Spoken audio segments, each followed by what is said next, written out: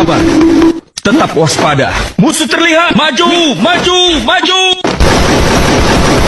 Tolong aku. Aku punya ide. Tugas akan lebih mudah jika apa? Tak dikerjakan. Tapi bohong.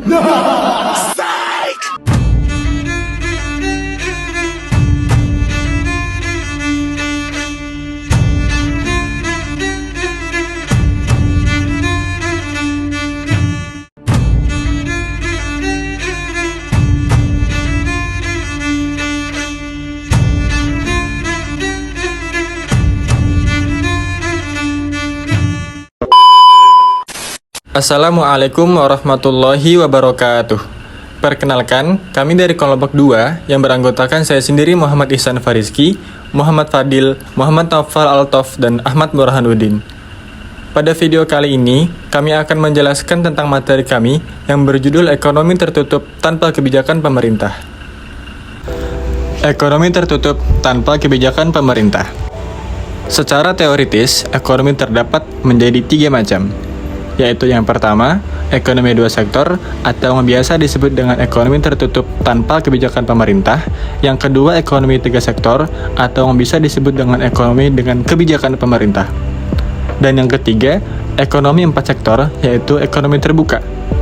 Ekonomi 2 sektor atau ekonomi tertutup tanpa kebijakan pemerintah merupakan perekonomian yang terdiri dari sektor rumah tangga dan perusahaan, yang merupakan bentuk paling sederhana dari makroekonomi.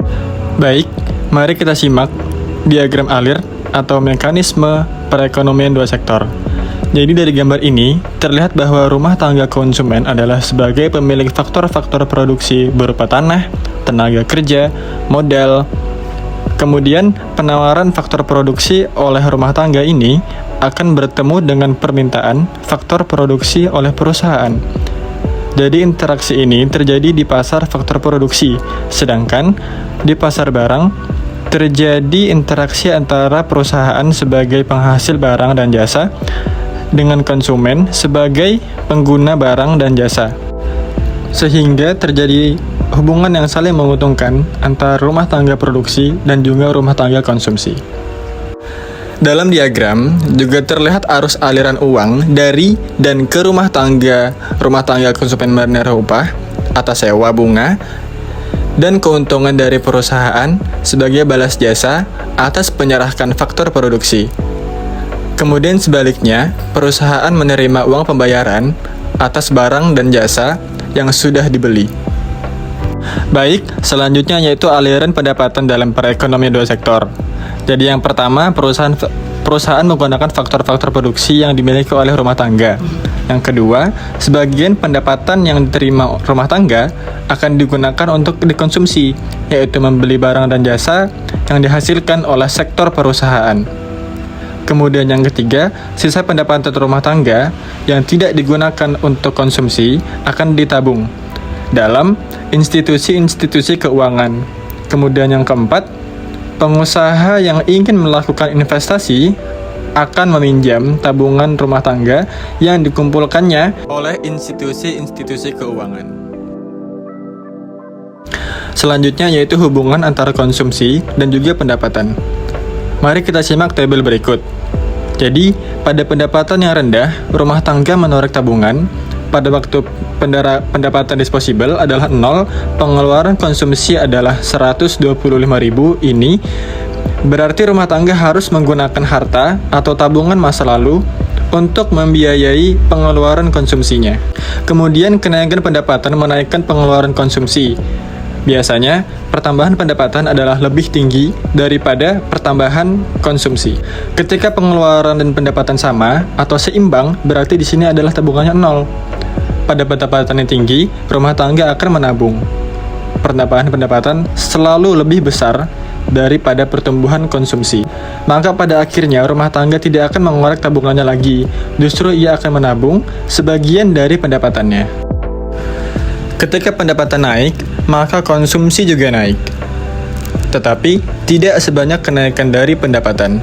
Setiap kenaikan pendapatan akan digunakan untuk konsumsi dan tabungan. Setiap kenaikan pendapatan jarang menurunkan konsumsi dan juga tabungan. Selanjutnya mari kita simak tentang kecenderungan mengkonsumsi. Kecenderungan mengkonsumsi marginal atau NPC merupakan perbandingan antara pertambahan konsumsi atau yang biasa disebut dengan sigma C yang dilakukan dengan pertambahan disposable income atau sigma YD atau pertambahan disposable income. Kemudian kecenderungan mengkonsumsi rata-rata atau ABC merupakan perbandingan di antara tingkat konsumsi atau C dengan tingkat disposable income atau YD sehingga diperoleh ATC sama dengan C per YD. Selanjutnya yaitu kecenderungan menabung marginal atau MPS merupakan perbandingan antara pertambahan tabungan atau sigma S dengan pertambahan disposable income atau sigma YD sehingga diperoleh MPS sama dengan sigma S per sigma YD. Yang terakhir yaitu kecenderungan menabung rata-rata menunjukkan perbandingan di antara tabungan atau S dengan pendapatan disposable atau YD sehingga diperoleh APS sama dengan S per YD. Selanjutnya yaitu fungsi konsumsi dan tabungan. Jadi fungsi konsumsi adalah fungsi yang menggambarkan sifat hubungan antara konsumsi rumah tangga dalam perekonomian dengan pendapatan nasional atau disposable income. Sedangkan fungsi tabungan yaitu merupakan fungsi yang menggambarkan sifat hubungan antara tabungan rumah tangga dalam perekonomian dengan pendapatan hak nasional atau disposable income. Selanjutnya investasi dan fungsi investasi. Jadi investasi itu yang kita tahu adalah penanaman modal. Investasi itu merupakan komponen kedua yang menentukan pengeluaran agregat. Investasi merupakan pengeluaran atau perbelanjaan penanaman modal atau perusahaan untuk membeli barang, modal, dan perlengkapan produksi untuk menambah kemampuan produksi barang dan jasa dalam perekonomian. Jadi investasi itu meliputi pengeluaran untuk pembelian barang, modal, yaitu mesin-mesin dan peralatan produksi untuk mendirikan berbagai jenis industri dan perusahaan. Kemudian yang kedua yaitu menggantikan barang-barang modal yang didepresiasikan. Yang ketiga pengeluaran untuk bangunan kantor, pabrik, dan juga lain-lain. Dan yang terakhir yaitu pertambahan nilai stok barang yang belum terjual. Kemudian adapun faktor penentu investasi, yaitu yang pertama tingkat keuntungan yang diramalkan akan diperoleh, yang kedua itu suku bunga, yang ketiga ramalan mengenai keadaan ekonomi di masa depan, yang keempat kemajuan teknologi, yang kelima tingkat pendapatan nasional dan perubahannya, dan yang terakhir keuntungan yang diperoleh oleh perusahaan. Selanjutnya yaitu fungsi investasi, yaitu yang pertama fungsi investasi otonomi merupakan investasi yang besarnya tetap atau investasi yang tidak terpengaruh dengan besarnya pendapatan. Kemudian fungsi yang kedua yaitu investasi terpengaruh yang merupakan investasi yang besarnya dipengaruhi oleh besarnya pendapatan nasional atau disposable income.